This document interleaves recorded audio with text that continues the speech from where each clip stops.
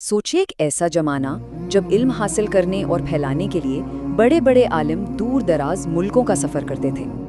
इसी दौर में एक शख्स था जिसने फैसला किया कि वो अपनी जगह से नहीं हिलेगा। ये कहानी है इमाम मालिक बिन अनस की, एक ऐसे आलिम की जिन्होंने दुनिया को अपने पास आने पर मजबूर कर दिया।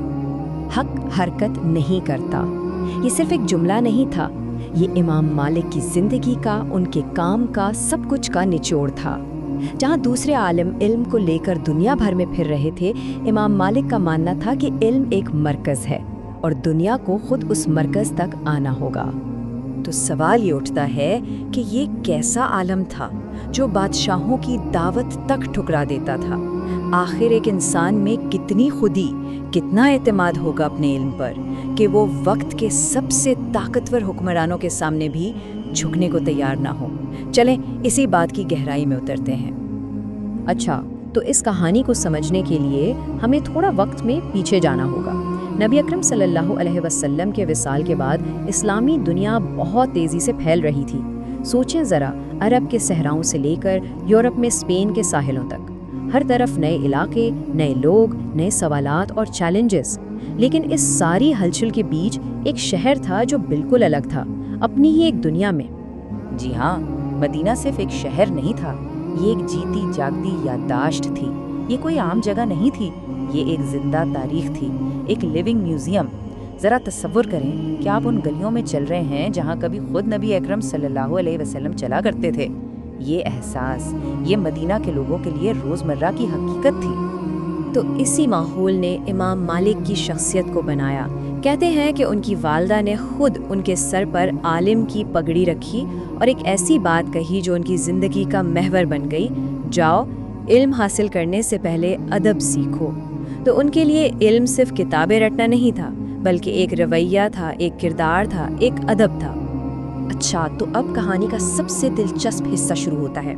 इमाम मालिक ने एक इनकलाबी नज़रिया पेश किया। उनका कहना था कि इस्लामी कानून को समझने के लिए सिर्फ किताबें काफ़ी नहीं हैं, बल्कि देखो कि मदीना के लोग कैसे ज़िंदगी गुजार रहे हैं। उनका रोज़मर्रा का अमल, उनका उठना बैठना, यही खुद कानून का एक जिंदा सबूत है। तो जब भी कोई इख्तलाफ होता, कोई बहस छिड़ती, इमाम मालिक का सवाल बहुत सादा होता था। अच्छा, ये बताओ कि मदीना में लोग इस पर अमल कैसे करते हैं? बस यही उनका लिटमस टेस्ट था। उनके नज़दीक नबी अकरम सल्लल्लाहु अलैहि वसल्लम की सुन्नत को समझने का सबसे पक्का, सबसे मोतबर तरीका यही था कि देखो वो शहर कैसे जी रहा है जहाँ वो सुन्नत नाजिल हुई थी। और इसी को कहते हैं अमले अहले मदीना। यही मालिकी फ़िक्र की बुनियाद है। इसको समझने के लिए एक मिसाल लेते हैं। फ़र्ज़ करें कि आपको दुनिया की बेहतरीन रोटी बनाना सीखनी है, तो क्या आप सिर्फ तरकीब की किताब पढ़ेंगे? नहीं, आप उस गांव जाएंगे जहां नस्लों से लोग वही रोटी बना रहे हैं। इमाम मालिक ने इस्लामी कानून के लिए बिल्कुल यही तरीका अपनाया। 40 साल, ये एक नंबर नहीं है, ये इमाम मालिक की मेहनत और लगन की पूरी कहानी है। उन्होंने अपना शाहकार अल मुअत्ता लिखने में कोई जल्दबाजी नहीं की, पूरे 40 साल लगा दिए एक किताब को निखारने में, उसकी हर एक रिवायत, हर एक बात को परखने में। देखें, अल मुअत्ता सिर्फ हदीस की किताबों की लंबी लिस्ट में एक और इजाफा नहीं था, ये तो एक मुकम्मल गाइड थी, एक रोड मैप था।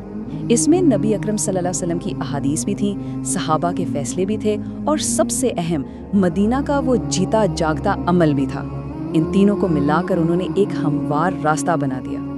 हालात यहाँ तक पहुँचे कि वक्त के खलीफा ने इमाम मालिक को पेशकश की कि अल मुवत्ता को पूरी सल्तनत का सरकारी कानून बना देते हैं। बहुत बड़ी बात थी ये, लेकिन इमाम मालिक ने साफ इनकार कर दिया। क्यों भला? क्योंकि उनका मानना था कि हक को डंडे के जोर पर नाफिज नहीं किया जा सकता, सच्चाई को तो दिल से कबूल किया जाता है, ज़बरदस्ती से नहीं। और जाहिर है उस इनकार की कीमत थी। ये वो लम्हा था जब एक आलिम की उसूल पसंदी वक्त की हुकूमत की ताकत से टकरा गई।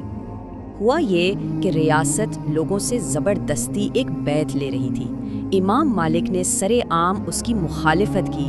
उन्होंने कहा कि ये गलत है, ये नाइंसाफ़ी है, और वो ये बात कहने से बिल्कुल नहीं डरे, चाहे इसका नतीजा कुछ भी हो। और सच बोलने की कीमत वाकई बहुत भारी पड़ी। उन्हें गिरफ्तार किया गया, کوڑے مارے گئے اور بھرے مجمع میں ان کی تذلیل کی گئی۔ ظلم کرنے والوں نے ان کے جسم کو تو تکلیف پہنچائی، لیکن ان کے حوصلے کو نہیں توڑ سکے۔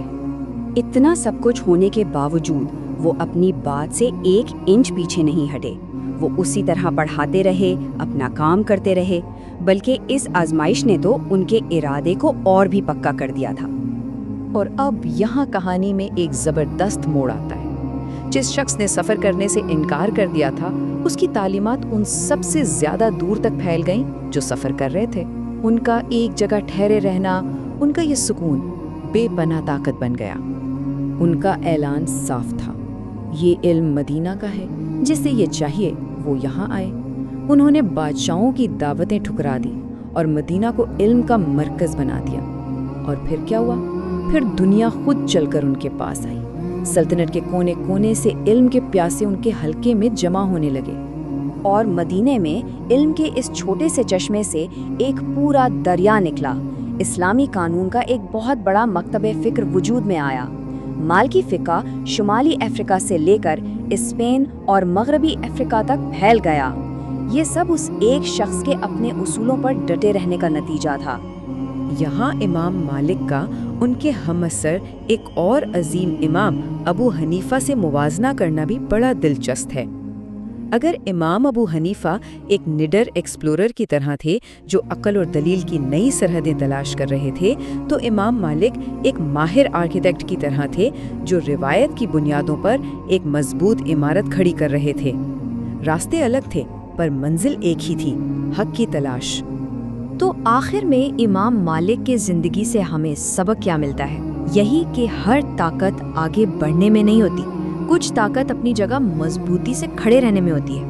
ایک ایسی دنیا میں جو ہر وقت بھاگ رہی ہے، کبھی کبھی سب سے بڑا کام صرف اپنی جگہ پر ڈٹے رہنا ہوتا ہے۔ تو امام مالک کی کہانی ہمارے لیے ایک سوال چھوڑ جاتی ہے، جب سچائی اور اصولوں کی بات آئے تو کیا راستہ اختیار کیا جائے؟